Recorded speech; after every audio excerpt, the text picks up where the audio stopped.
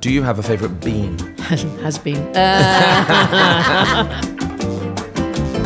Once made Danish Christmas dinner for Prue Leith. Big effort, right? Made big Christmas dinner. I went to her house with reheated pasta. What is your favourite way to eat eggs? Egg cake. Egg cake. Egg cake. And it's called one night only? Yeah. But it's actually over 2 nights? Yes. Yeah. A 5-hour bake on television takes 15 minutes. Yes. A 5-hour bake in the tent takes 5 hours. Do you need some help? You're the first guest that's offered. And that actually includes Nick Grimshaw, is here all the time. Oh, hello. Welcome to Dish from Waitrose. I'm Nick Grimshaw. And I'm Angela Hartnett. And we are here for your next episode. Of Dish. And you can hear in the background a sizzle of a potato, which is what I want to hear, if I'm honest, when starting a podcast. I know. It's almost as soothing as rain, that on a window. Oh, lovely. Lovely. Potatoes in fat. Yes, it is. How Duck are you? fat. Duck fat. Duck fat. The best fat. I'm very well, thanks. How are you? Yeah, I'm all right. I'm okay. I've got a bit of a Feeling sore okay? throat today. Yeah, Got a bit shouted of too much. Yeah, I've shouted, and so I've sort of got no voice. It is my Achilles heel. Today smells especially good, I feel. Oh, Don't you think? Christmassy it smells. Yeah, it smells really good. So today we are having a roast duck leg with Sandi Toksvig. Great sentence. Yeah. Have you met Sandi Toksvig before? A couple of times, yeah. I think I've met her maybe when we were on Woman's Hour or something like that together. And when it was lockdown, you know, you were allowed your weekly exercise. We'd open one of the cafes as a takeaway. And she happened to cycle past a couple of days. So that's when I chatted to her and stuff. And she's been in the cafe a few times as, you know, eaten there, which is good. Yeah. I like her a lot. She's fantastic. Yeah, I think people love Sandi Toksvig. I feel like you can trust her. Very trusted, Do you know what I very mean? confident in herself, but not cocky or anything, and just a lovely person. I think she's she's the type of person who would stop and help anyone on the street. 100%. She When is. she came in this morning, I was ironing my shirt. And she yeah. was like, do you want me to do that? Oh, bless. And I was like, yeah. Yeah. So I made her do it. No, I did not. I said, no. But she was like, who's in charge? Yeah. And she wanted to find who was in charge. So I was like, well, producer Claire, probably. And she was like, what do you need from me? Yeah. How do I make this easy? Yeah. What are we doing? I was Yeah. like, love that. Exactly, yeah. So Sandi's a proper one. All right, let's get the wonderful Sandi Toksvig in. Yes. Welcome. This is everybody. Hello, everybody. How are you, gorgeous? Oh my gosh, look at the menu. Yeah, it's real. It's real. It's happening. Oh, sorry, it's like a real restaurant. I'll have sparkling, thank you. Let's welcome our guest for the day, a writer, a broadcaster, comedian and political activist. She loves to do stand-up, but also knows the values of a good sit-down as well. The wonderful Sandi Toksvig, everybody. Hi, Sandi. Hi, Sandi. Welcome to Dish. I suddenly feel really shy. No! You just think, oh, we're going to disappoint now. No, you never. could never. You could never.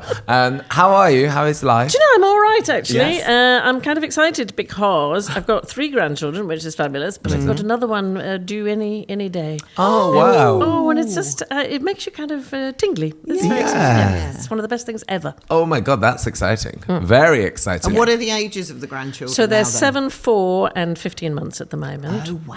And I feel very bad for the 15-month-old because Yes. he likes to eat and we call him Fat Baby, and that's not nice, is Yeah. it? Okay. But there's nothing I like better than putting Fat Baby on my lap, because then when there's things to be done in the kitchen, I'm busy because I've got Fat I've Baby. got a fat baby. Yeah. I love a fat baby. Oh, Do you know what I mean? I love a fat baby. You don't want a skinny baby. No. No, And that skinny means they're baby. loving their food. Oh, so I did a very bad Is thing. he sort of eating He himself? loves to eat. Yeah. He loves to eat. Fabulous. And so he was whinging a bit, and his mum was in the other room, and she said to me, "Can you settle him?" And I just put my finger in the jam and put it straight in his mouth. And she said, and she came in and he was smiling. She said, "How did you do that?" I said, "He just loves his grandmother." Yes. Just a little tick. I can't sort of teach you that. It's just the know of what it's you do. just the calming effect I have. That's it. Grand power. Well, if there's any lulls in recording today, Ange, Yeah. get the jam. Yeah, get the jam. Put it Ready in to the go mouth. right in Finger my full of mouth. jam. Right in my mouth. brilliant. Well, that's very exciting. When's is it like due? It's soon. It's Oh, very wow, soon. it could be Yeah. today. Yeah. So I'm just excited. Oh my God, so exciting. And do you love having the whole family round? Do you love having... It's a huge thing for us. So Sunday lunch is quite often anywhere between 12 and 20 people. Wow. And This is the lovely thing about being older. If 20 people turn up for lunch, it doesn't scare me in the slightest. I just think, that's fine. We just sort that out. We keep, we've got 2 ovens going, and I love it. I absolutely you do all love the it. cooking? No, we share share it. Yeah. We share it, and it's a big, noisy family thing. And a young man had just joined the family, and my wife said to him, "Good luck getting a word in." And that was that was the only advice. That was it. Good luck with that. Love that. You sit in the corner and Yeah. you be quiet. Yeah. And when we tell you to do something, you're allowed to. You can do it. And have you always had like big family lunches like that? Did you grow up in a house where you always had a... No, so we travelled all over the world, so I grew up a lot in hotels. So I remember as a child going to see my English grandmother, and my brother said to her, "What are we having for lunch?" And she said, "Oh, we're having roast lamb." And he said, "What else have you got?" Because we were so used to room service and menus that it seemed bizarre that there wouldn't be some kind of choice. Yeah. Club sandwich? No. So no, a lot of hotels and a lot of, ridiculous food for a child. Baked Alaska, that kind of thing, sort of absurd food. Yeah. But my dad believed, he was foreign correspondent, and he believed there was a better education on the road than there was in school. So we went to a lot of very strange events. Do you remember any that you still think, wow, that was strange to be at? Well, I think it's fairly well known. I was there when Apollo 11, which is the one that went to the moon, when it took off. We saw it take off. And I was standing in mission control holding Neil Armstrong's secretary's hand when he stepped out onto the moon. So that's quite weird. It is quite weird. So I'm standing next to this woman, and we're all waiting for this big moment. First man on the moon's going to step out. And I was 11. And this woman was there, and I said... I had an American accent in those days because I grew up in New York. And I said, "Are you okay?" She said, "Well, I'm a little nervous because my boss is going to step out onto the moon." And I said, "Oh, don't worry, I'll hold your hand." So Sandy! that's why I was standing there holding her hand. Oh, wow. Don't That's worry. amazing. I got you. No, I feel like I should be helping because I can't really be in a kitchen and not... do you need some help? No, I'm all good, Sandi. I'm just going to plate up. Yeah. But thank you. You're the first guest that's offered. Do you know what you really are? And that actually includes Nick Grimshaw, who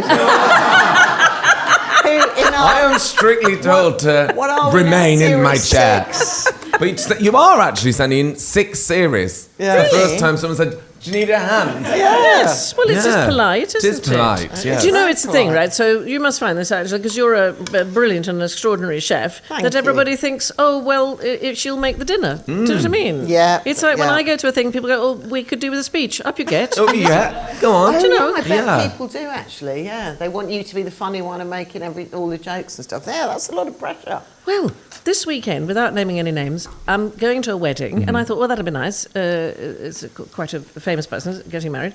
And then they phoned me and said, "Would you officiate?" And I thought, I Cheeky. But I don't know anything about it. I don't know anything about it. It won't stick if it's me doing it. I don't think it's a very good idea at all. But somehow, for some reason, because you speak for a living, you could probably They say... think, oh, you could probably do that. Yeah. That'd be that. So we'll see. I am doing it. Are you going to do it? You said I am yes. doing it. I bought an excellent outfit. Oh, really? Well, Yes. I found a website called Catholic Liturgy Online. Oh God. It's quite bold, what I've chosen. Oh, wow.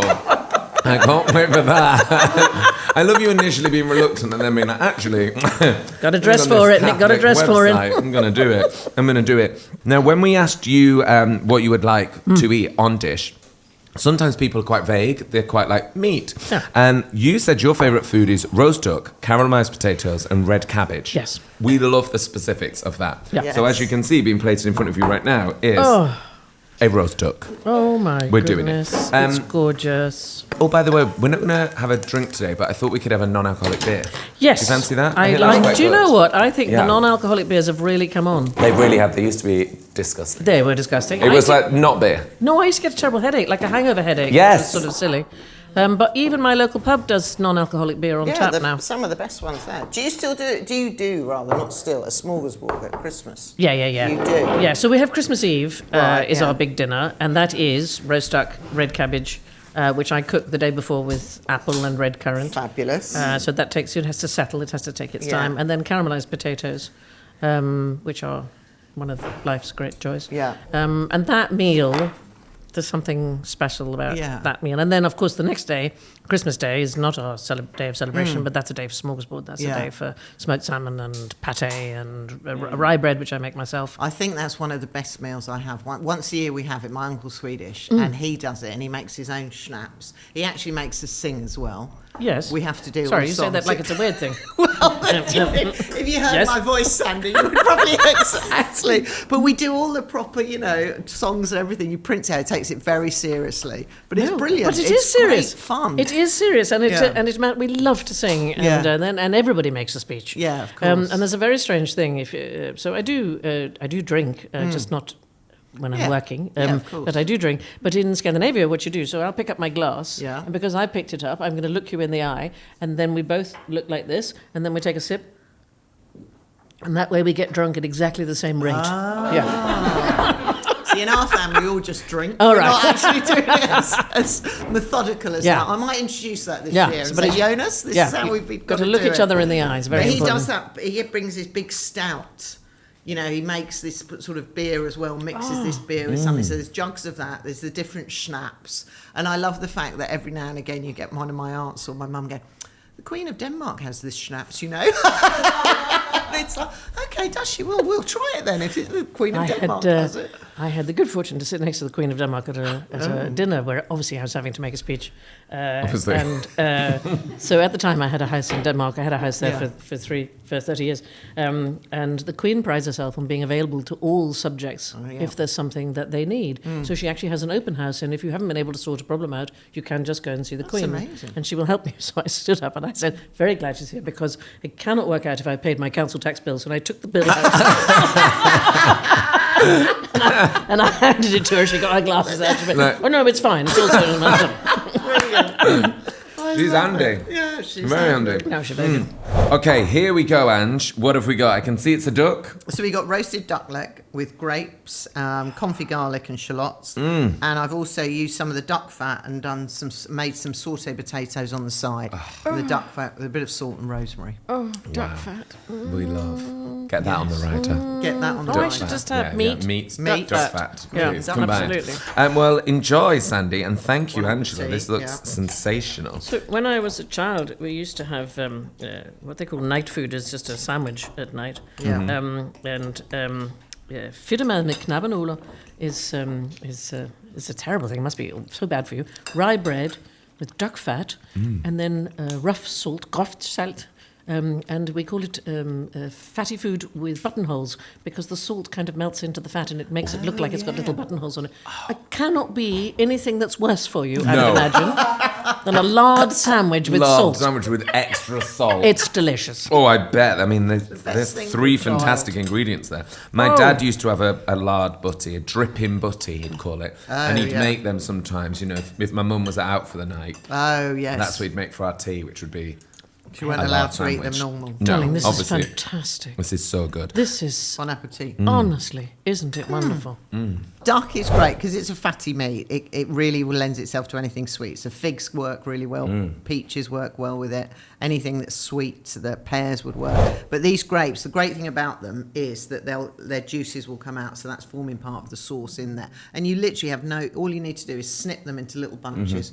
Add them when you're cooking the duck and all that, and they'll just slightly shrivel. Because basically they'll become like a raisin if you left them. And in for there the so same long. time you're cooking the duck. You could put them in A about little bit half an after. hour after you've Okay. started cooking it. But fruit and duck works really well together. Worked perfect. Perfectly, yeah. It really does. So I need to give credit to my friend Lucas Holweg, who's his recipe on Waitrose.com, etc. But it is a fantastic recipe, and I love it with the grapes. And what he does is you roast off your duck. And then you add your shallots, add your grapes in, a little bit of red wine vinegar, red wine in there, touch of sugar, so you get all that sweetness that cuts through the fattiness of the duck. So when we do duck in Denmark, we stab it with a fork all over. Yes, And yeah. then cook it upside down. For You're doing whole duck? the whole duck, yeah. Upside down for the first 20 minutes. Yeah, I do it like that. Yeah, to get to the maximum amount of fat to come Now out. I've actually learned how to cook it, Sandy. I must confess I did it one Christmas and made it. And when the family sit there and go, should we go to the garage to duck sauce and some pancakes? Because it was so dry and crisp. It was that bad. My mum sat there going, I think next year we should have chicken, Angela. Thanks, Mum. But I just had in my head you cook it like a turkey and left it in for like hours, and it was as dry as anything. Anyway, so now I do it the correct way. Turn it upside down properly. Yeah. Exactly. So you did do that today? I know. Well, this because these are all like joints, these are the legs. So they, it's the working part of the animal. So it takes long and slow. And generally, you can't feed duck legs because cook them in lots of fat and then store them in the fat. But for this recipe, they've been roasted, but high in the oven. Then you turn it down, you add your stock, your wine, etc. But what we did the night before was salt them. So you've seasoned them and started to tenderize them the night before. Yeah. And actually, you can salt them for a long time. You think you shouldn't. Oh, no. So there's a thing called 72-hour duck where it's been kept in salty brine for the 72 hours before cooking. Fabulous. Yeah. Absolutely. Oh, yeah. Almost tastes like ham, actually. Yeah, it's a great... duck's very versatile like that. It's fabulous. So I once made Danish Christmas dinner for Prue, Leith. And she came over, and I was very pleased, and I was carving the duck. And she said, "Darling, what are you doing?" And of course, because she said lots of restaurants, there was nothing left by the time she'd finished carving. It was like some animal had eaten at the bones. She said, every bit on that duck is worth money. Just get it. She said, get it all off. There speaks Prue. Love Prue. Love Prue. I love that. We loved Prue when she came here, didn't we? Oh, we really did. She was so fantastic. How was going to work with Prue? I imagine that's a dream. She's still one of my very, very dearest friends. I bet. Yeah. But she came to my house. Big effort, right? Made big Christmas dinner. I went to her house with reheated pasta. Prue!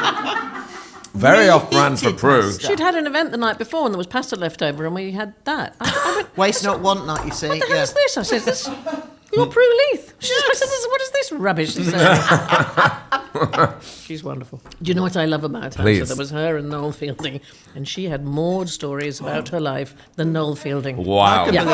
Wow. Yeah, no, she's a naughty. She's had a racy life, Oh, Prue, my word. Yeah, very much so. Read her autobiography. Oh, my God. I need to know more about Prue's very naughty girl. Naughty life. Was she naughty on set, or was she... she kept a lid on it? Hesitate to say. No, you can't say. You can't say. But that must have been like a joy to do Bake Off, just going into work and just having fun with your best mates. Oh, that bit is fun, yeah. Cake, not so much. Yeah. A lot of cake on Bake Off. It's the only downside. Yeah. No. But we're not cake fans at all, are we? No. They had a separate fridge at the back. There's a sort of kitchen at the back where they sort of test things and stuff. And they had a separate fridge, which was Sandi's cheese fridge. And when I was completely dying with boredom, having spent 5 hours watching somebody dry meringue, they'd go and get me a bit of cheese to keep me going. Come on, Sandi. Let's get you a baby bell. Yeah, exactly. Here we go. Come on. I do love watching Bake Off or baking programs because the precision, the high stress, the jeopardy. Love all that. But darling, a 5-hour bake on television takes 15 minutes. Yes. A 5-hour bake in the tent takes 5 hours. So you're like, hour 3 comes knocking and you're like, it's quite boring now. That's 2 football matches. And I tried reading at the same time. I would try and have some a book on camera. A book on the go. They keep making you do things. Could you go and talk to so-and-so? No, I'm reading. What's wrong with you all? So, Ange, if anyone wants to try this recipe, Yes. waitrose.com/dish recipes. If you want to try the roast duck legs with grapes, the recipe by Lucas, with a side of potatoes. There is also a wine pairing. It's a Sorcova Pinot Noir, lively, fresh, red plums and strawberry notes. So perfect with the sort of gaminess of the Romania, duck. which we haven't had before, which is a new one for First Romanian wine. Yeah. But truly delicious. It's great, I guess, autumnal, Christmassy feel. Try it out instead of a Sunday roast. I love QI. All my family love QI. My sister, diehard QI fan. Have you always been interested in facts and learning? And you're still excited by it, but was this always the case throughout your life? You was intrigued? I mentioned my father was a foreign correspondent, and he, from the earliest age, we were required to read the first 3 pages, at least, of the New York Times. So we had something interesting to say at dinner. So he... At what age would you be reading the New York Times? 7, 8. Amazing. And he talked to us always as small adults and would explain things in great detail. And I loved it. And I do not understand people who get bored. Yeah. Because there's always something that you go, oh, isn't that interesting? And I wonder Yeah. how they did that. And so I'm sitting looking at this table and thinking, well, wood doesn't come like this. How's it made? They've made it in strips, and how have they done Yeah, that? yeah, And, you yeah. know, look at the grain and all Yeah.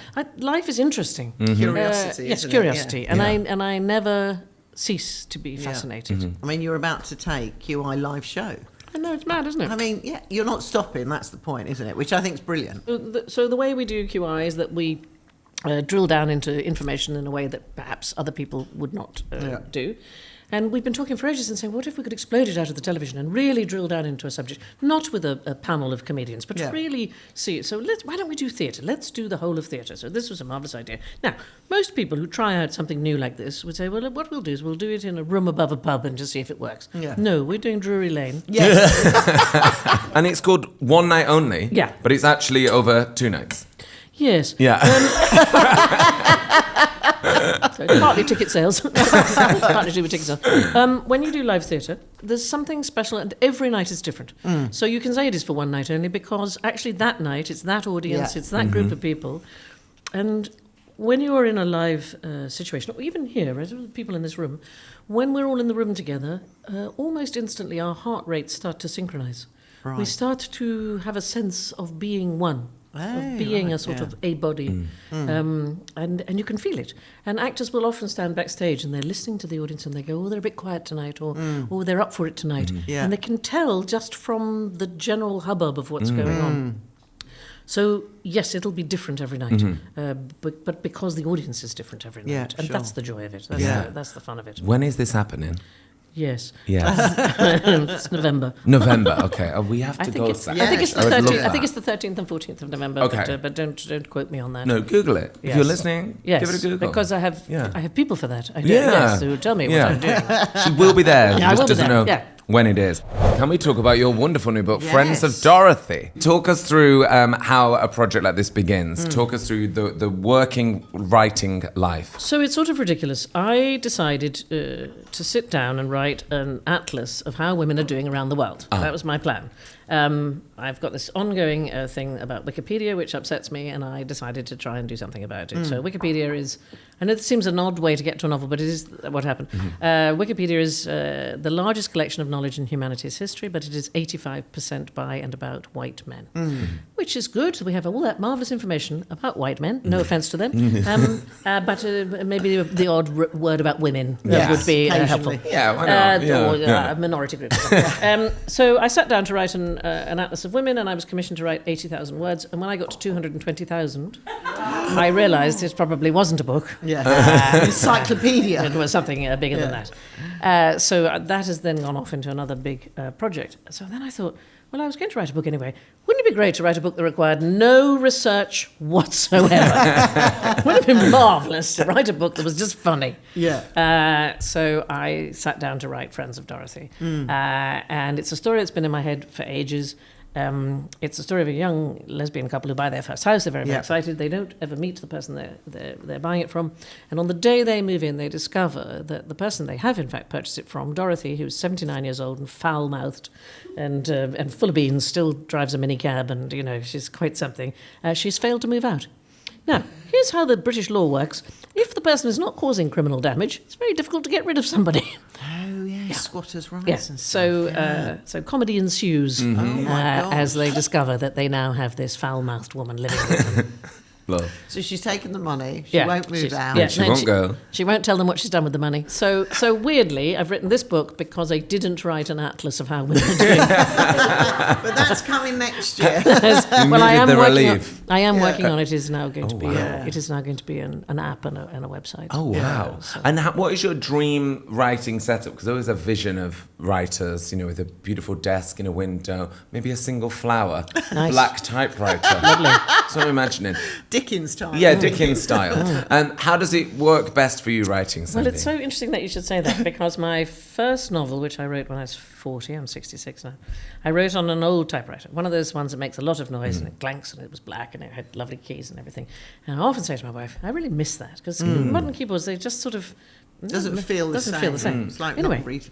for my last birthday, she sourced a computer keyboard that is the shape, size, and sound of an old typewriter, but plugs into your computer. How I know. fabulous. That And I is sit fantastic. there and I wrote this book. Yeah. I wrote it on this, and I love it. I love it so much. And it's even got the thing, to the return, which makes the page go up and down. Yeah. The volume control is the little thing at the side.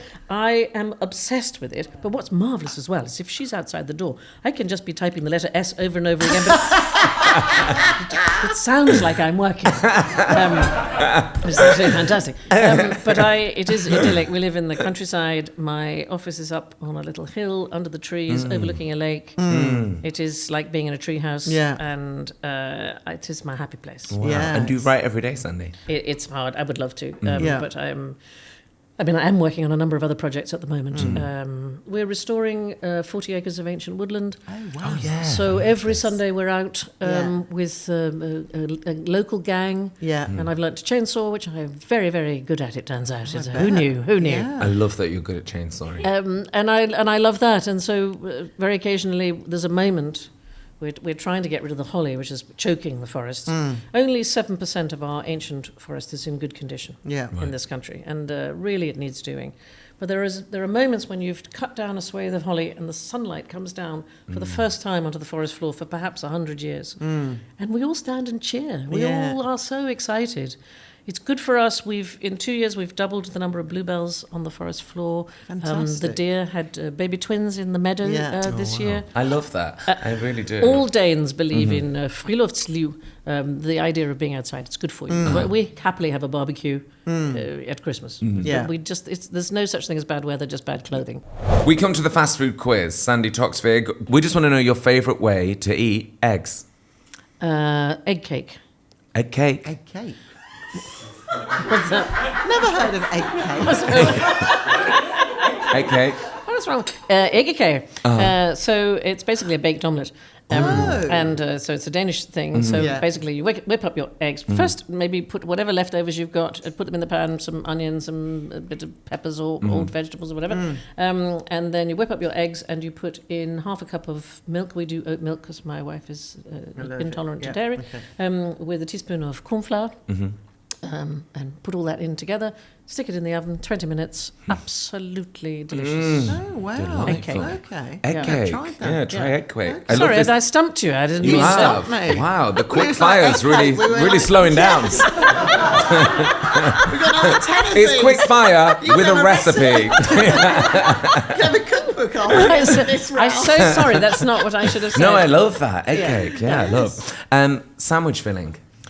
Tuna mayonnaise, Oh, yum. Form of potato. baked. Herb. Dukkha. That doesn't really count, does No, it? That's, yeah, that counts, yeah. Yeah, I think that's Yeah. That's Crisp. We'll allow it. Crisp. Cheese and onion. Do you have a favourite bean? Has been. I like that answer. Yeah, keep has been. Pasta. Old school spaghetti. Yes. Yeah. And finally, the big one round yours, Sunday roast meat. Chicken. Chicken, chicken. Angela's favourite. You can't go wrong with the test. chicken. You actually can't go wrong with the chicken. No, even the vegetarians go, I could just have a little bit. I got a little bit. yeah. Crispy chicken. bit. Crispy Have a bit. bit. Yeah, Yeah, little bit. Sandy, we come to the end of the show question. We have a question for you in this very luxurious gold envelope. yes. Very expensive. Okay. You will answer the question in there. If you answer the question, this Waitrose goodie bag will be yours as wheeled on by Angela Harner. Wow. It's like Debbie McGee was in the room. No, Hi, Sandy. Thank you so much for coming on. Du war den perfekte guest. You were the perfect guest. Less of a question, this one. Just an idea. Would you ever consider going on TikTok? We just think the handle Sandi Toksvig is too irresistible. So this is really bizarre. Oh. Yesterday, about 24 hours ago, we launched TikToksvig. No way! What? Because you don't do other social media. I don't do you? social media, but I've suddenly discovered how much I love doing this because they're just little short, sharp things. Oh, fantastic. So yeah, it's. I mean, I don't know if that means I win or not, but I. Yes! You definitely won! Wow. Yeah. Wow. Good timing. Can't wait to see it. I mean, you a great Fabulous. timing. Well, the goodie bag is yours. Wow, this is and so of course, we will follow. A round of applause, Sandi Toksvig, everybody.